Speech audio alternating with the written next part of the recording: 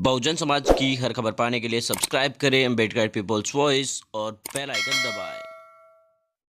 चौकीदारी की ये नई नाटकबाजी भी इनको नहीं बचा पाएगी, जिससे अभी ये लोग भी चुनाव में जबरदस्ती देश का आम जनता से जोड़कर इसको अपने राजनीतिक लाभ के लिए भुनाने में लगे हैं, जिससे इनको किसी भी कीमत पर जिसमें इनको किसी भी कीमत पर कामयाबी मिलने वाली नहीं है।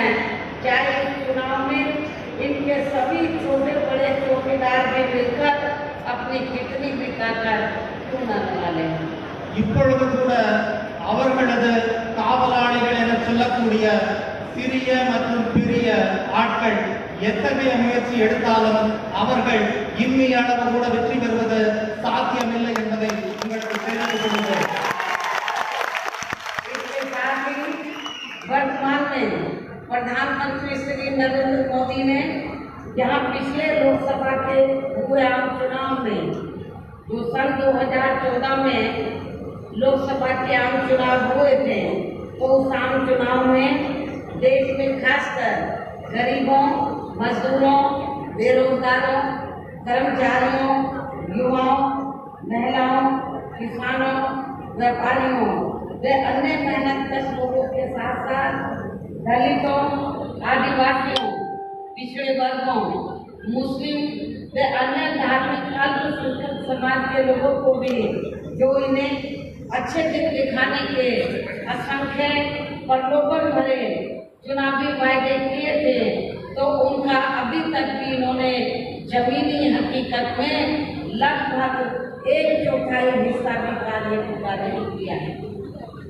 கடந்த 2014 தேர்தலில் போட்டியிடுகின்ற பாரத பிரதமர் திரு நரேந்திர மோடி அவர்கள் பொறுப்பேற்றதிலிருந்து ஏழை எளியவர்களுக்கு எதிராகவும், தலித்களுக்கு எதிராகவும், ஆதிவாசிகளுக்கு எதிராகவும், முஸ்லிம்களுக்கு எதிராகவும் வெற்று வார்த்தைகளை மட்டுமே சொல்லி சென்றிருக்கிறார்.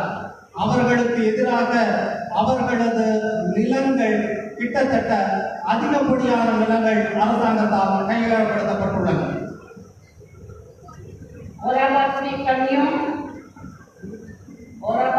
कमियों व विफलताओं पर से देश की जनता का ध्यान बांटने के लिए खुद प्रधानमंत्री श्री नरेंद्र मोदी ने इन चुनावों के घोषित होने के कुछ दिन पहले से ही देश में पिछले हुए लोकसभा चुनाव की तरह ही फिर से यहाँ किस्म किस्म के हथकंडे इस्तेमाल करके इन लोगों को गुमराह करने का भी पूरा प्रयास किया है. அவரது குறைகளை களைவதற்கு எண்ணி நடைபெறவிருக்கும் தேர்தலை காரணம் காட்டி அவரும் விதவிதமான பொய்களை சொல்லி மக்களின் மனங்களை திசை திருப்பிக் கொண்டிருக்கிறார். जिसके तहत ही अर्थात इन हथकंडों के तहत ही जब पूरे देश में ये चुनाव घोषित होने वाले दिन तक भी अपनी सरकार की जबरदस्ती की असंख्य हवाई घोषणाएं व खोखले शिलान्यास व अर्थपक्षे कार्यों का ही उद्घाटन आदि करने में ही ज्यादातर लगे रहे हैं, और इन्होंने अपना ये अभियान पुलवामा में हुए आतंकी हमले वाले दिन तक भी बरकरार जारी रखा है, जिससे इनके राष्ट्रभक्त व देशभक्त होने का भी काफी कुछ पर्दाफाश हुआ है. இந்த தேர்தல் அறிவிப்பு வந்தபோது கூட அத்தகைய நாடகங்களையே அவர் தொடர்ந்து நடத்தி கொண்டிருந்தார். புல்வாமா தாக்குதலின் போது கூட அவர் தேர்தல் பிரச்சாரத்தில் தான் இருந்தார். இப்பொழுது மக்களை திருத்தை திருப்பதற்காக தேசபக்தி என்னும் பெரும் நாடகத்தை ஆடிக்கொண்டிருக்கிறார்.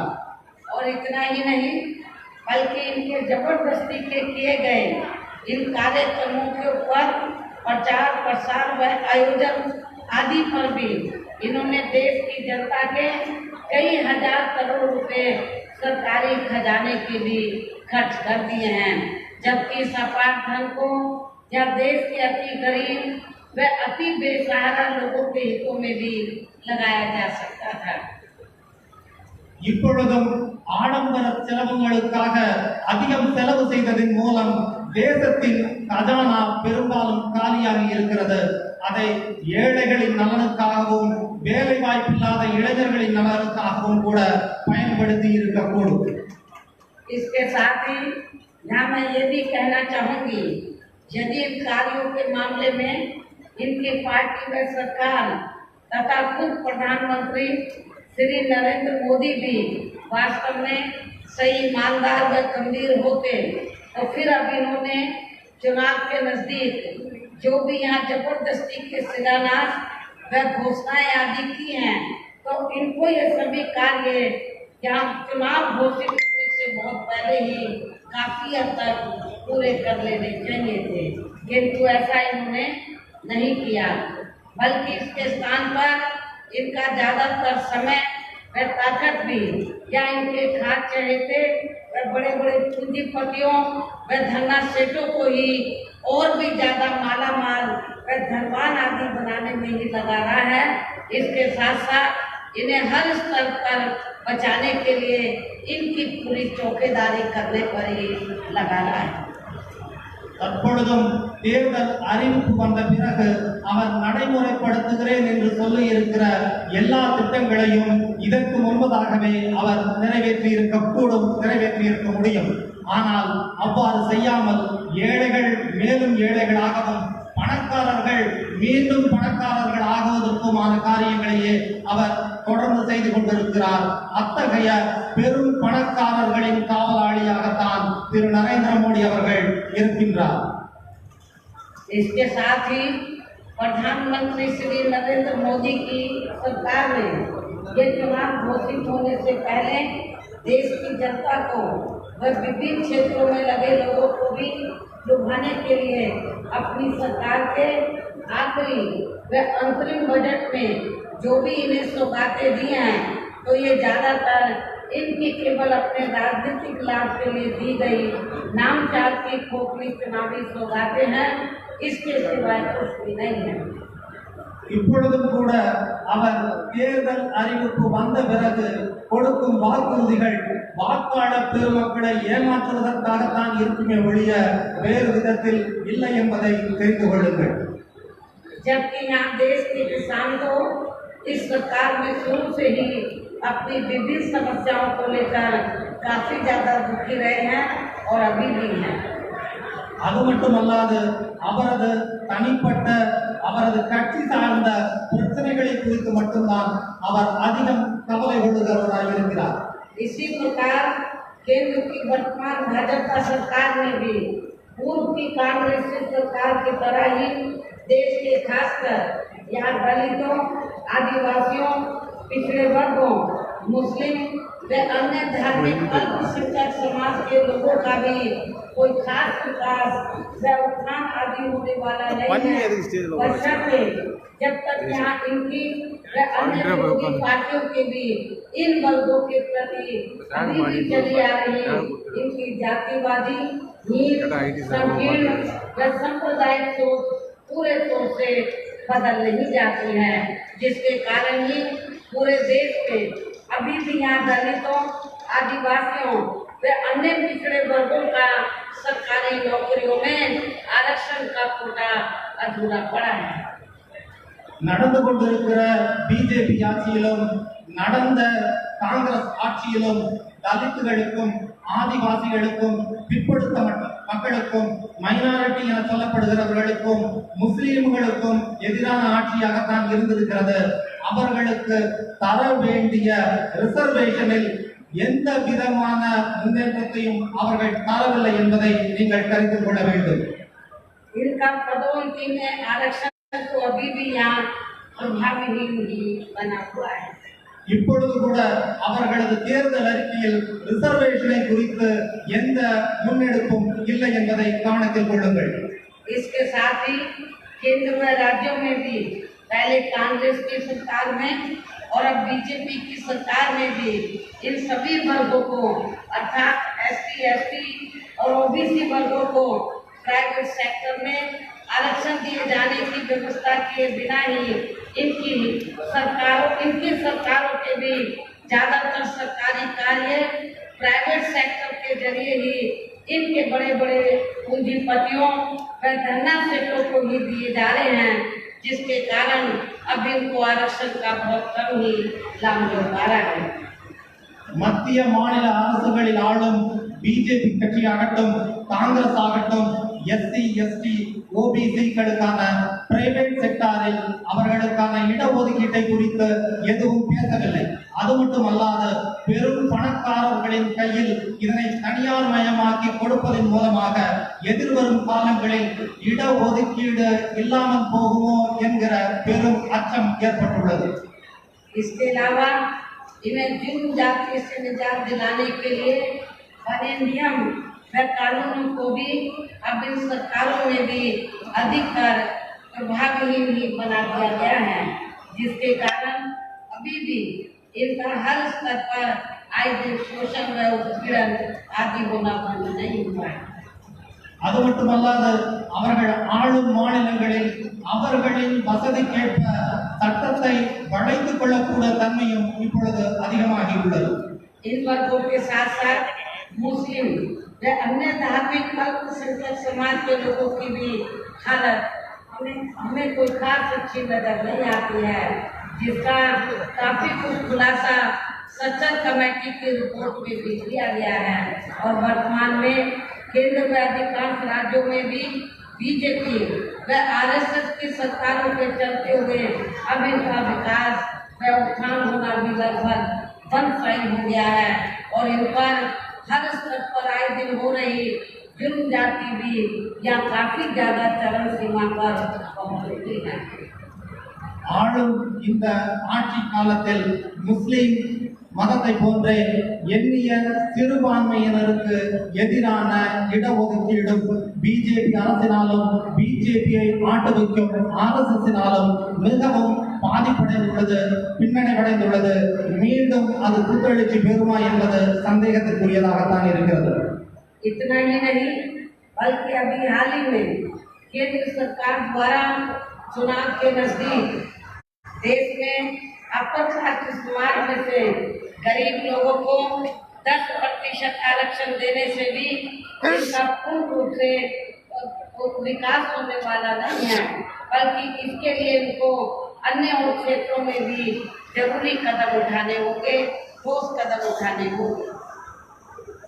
தேர்தல் அறிவிப்புக்கு சற்று முன்னதாக உயர் ஜாதி இந்துக்களுக்கும் 10% இடஒதுக்கீடு அறிவிக்கப்பட்டது. அது முழுக்க முழுக்க தேர்தலை மையமாக கொண்டுதான். இவ்வாறு அவர்கள் யோசிப்பதை விடுத்து இன்னும் நாட்டின் முன்னேற்றத்திற்கு ஏதும் செய்வார்களேயானால் நன்றாயிருக்கும். इसके साथ ही इनकी केंद्र की सरकार ने पूरे देश में खासकर नोटबंदी व जीएसटी को जिस प्रकार से बिना पूरी तैयारी के ही इसे बहुत जल्दबाजी में लागू किया है, तो उससे अब यहाँ पूरे देश में गरीबी एवं बेरोजगारी और भी ज्यादा बढ़ी है और साथ ही इससे छोटे एवं मध्यम वर्गीय व्यापारी वर्ग भी अभी भी यहाँ काफी ज्यादा दुखी हैं। देश की अर्थव्यवस्था पर भी इसका लगातार काफी बुरा प्रभाव पड़ा है। அது மட்டுமல்லாது சரியான முன்னேற்பாடு இல்லாமல் இவர்கள் செய்த பண மதிப்பிழப்பு ஜிஎஸ்டி போன்ற நடவடிக்கைகளினால் சிறு மற்றும் நடுத்தர வியாபாரிகள் மேலும் மேலும் அதிகம் பாதிக்கப்பட்டுள்ளார்கள். அதனால் நாட்டின் வளர்ச்சி மிகவும் பின்னடைந்துள்ளது. भ्रष्टाचार भी हर स्तर पर इस सरकार में काफी ज्यादा बढ़ा है, जिससे यहाँ रक्षा सौदे तक भी छूटे नहीं रहे हैं। और खासकर कांग्रेस की सरकार में बोफोर्स का मामला और अब बीजेपी की वर्तमान सरकार में राफेल का मामला भी इस बात का खास सबूत है। ஊழல் தலைவிரித்தாடுகிறது என்பதற்கு ஊழலின் எல்லை பாதுகாப்பு அமைச்சகம் வரை பாய்ந்திருக்கிறது சாட்சியாக உள்ளது. காங்கிரஸ் ஆட்சியில் போபர்ஸ் ஊழலும் இப்பொழுது நடைபெறுகிற பிஜேபி ஆட்சியில் ராஃபேல் ஊழலுமே அதற்கு சாட்சி. इसके अलावा केंद्र की वर्तमान भाजपा सरकार में भी अपने देश की सीमाएं अभी भी पूरे रूप से सुरक्षित नहीं है, जिसकी वजह से जहाँ आए दिन आतंकी हमले होते रहते हैं, जिसमें अभी तक यहाँ काफी ज्यादा जानी माली नुकसान भी हो चुका है। அது மட்டுமல்லாது நாட்டின் எல்லைப்புறங்களும் மிகுந்த பதட்ட சூழ்நிலையிலேயே காணப்படுகின்றன. அதற்கான சரியான முடிவை இரண்டு அரசுகளுமே எடுக்கவில்லை. அங்கிருக்கும் பொதுஜனங்களே அதிகம் பாதிக்கப்படுகின்றனர். और इतना ही नहीं बल्कि इन्होंने केंद्र में पूर्व में रही कांग्रेस की सरकार की तरह ही अपने राजनीतिक लाभ के लिए अपनी सरकार के खासकर सीबीआई, ईडी व आईटी आदि का भी अपनी विपक्षी पार्टियों के प्रभावशाली नेताओं को जबरन फर्जी व गलत मामलों में फंसा के उन्हें कमजोर करने के लिए ही इनका काफी ज्यादा சார் டிரான்ஸ்லேஷன் முன்ன பின்ன இருந்தாலும் மேடை கவனிக்கணுன்ற மாதிரி இருக்கும். இது அது மட்டுமல்லாது காங்கிரஸ் ஆட்சியை போன்ற ஆளும் பிஜேபி அரசும் சிபிஐயையும் இன்கம் டாக்ஸ் டிபார்ட்மெண்ட்டையும் தனது கைகளுக்குள்ளாக்கி அவர்களுக்கு எதிராக இயங்குகிறவர்களின் மீது அதை தவறாக துருபயோகப்படுத்திக் கொண்டிருக்கிறார்கள். अब मेरा यही कहना है कि आजादी के बाद से लेकर अब तक केंद्र में कांग्रेस, बीजेपी व अन्य और पार्टियों की जो भी यहाँ सरकारें बनी हैं तो वे देश व आम जनहित के मामलों में ज्यादातर विफल साबित हुई हैं, जिन्हें पूरे देश की जनता एक बार नहीं बल्कि कई बार आजमा चुकी है और अब इन्हें और ज्यादा आजमाने की जरूरत नहीं है. इसलिए अब इस चुनाव में यहाँ इनको किसी भी कीमत पर कामयाब नहीं होने देना है. சுதந்திரம் பெற்ற 70 ஆண்டுகளுக்கு பிறகு இதுவரை ஆண்ட காங்கிரஸ் ஆட்சியிலும் இப்பொழுது ஆண்டு கொண்டிருக்கிற பிஜேபி ஆட்சியிலும் தலித்துகளுக்கு எதிரான ஆட்சியாகவே அது நடந்து வந்திருக்கிறது. நாமும் பொறுத்து கொண்டிருந்திருக்கிறோம். இனிமேலும் பொறுப்பதற்கு நாம் தயாராக இல்லை. அதற்கு நன்மைக்காக இந்த தேர்தல் अगर सत्ता प्राप्त करने के लिए या सभी विरोधी पार्टियां किस्म किस्म के साम दाम दंड भेद आदि हथकंडे इस्तेमाल करने की भी पूरी कोशिश करेंगी, जिनसे आप लोगों को इस चुनाव में भी हर मामले में व हर स्तर पर काफी ज्यादा सावधान रहना है. எப்படியேனும் வெற்றி பெற வேண்டும், என்ன விலை கொடுத்தும் வெற்றி பெற வேண்டும் என்பதற்காக நமக்கு எதிரே இருப்பவர்கள், நமக்கு எதிராக இருப்பவர்கள் சாம பேத தான தண்ட எனும் எந்த முறையையும் அவர்கள் கையில் எடுக்க தயாராக இருப்பார்கள். நாம் தான் எச்சரிக்கையாக இருக்க வேண்டும் என்பதை உங்களுக்கு தெரிவித்துக் கொள்கிறேன். आप लोगों को ये मालूम है कि चुनाव के दौरान यहाँ विरोधी पार्टियां अपने अपने पक्ष में हवा बनाने के लिए खासकर मीडिया व ओपिनियन पोल एवं सर्वे आदि का भी जो बड़े पैमाने पर इस्तेमाल करती हैं, तो उनसे भी आप लोगों को बिल्कुल भी गुमराह नहीं होना है. அது மட்டுமல்ல, ஆளும் அரசும் ஆண்ட அரசும் தன் கையில் கொண்டுள்ள மீடியாக்களை கொண்டும் ஒப்பீனியன் போல் என்பதை கொண்டும் சர்வே என்கிற ஒவ்வொரு விஷயங்களை கொண்டும் உங்களது மனதை சற்றே குழப்பும்படியாக செய்வார்கள். அதிலும் நீங்கள் கவனமாக இருக்க வேண்டும்.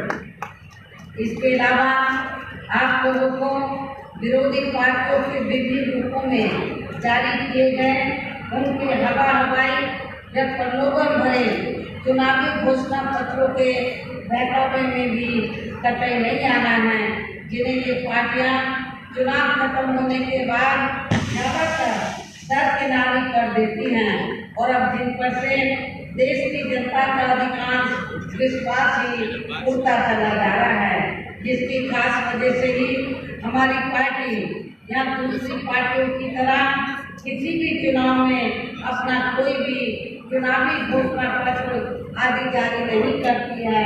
और वैसे भी हमारी पार्टी कहने में बहुत कम और कार्य करके दिखाने में ही ज्यादा विश्वास रखती है. நமது எதிரி கட்சிக்காரர்கள் இது மட்டுமல்லாமல் அநேக வார்த்தைகளை சொல்ல வேண்டுமானால் வாயில் வடை சுட தயாராக இருப்பார்கள். அதை கொண்டும் தேர்தல் காலமாக இருப்பதனால் மட்டும் அவர்கள் விதவிதமான பொய்களை வண்ண வண்ணமயமாக உங்கள் முன்னே அழைத்துவிட தயாராக இருப்பார்கள்.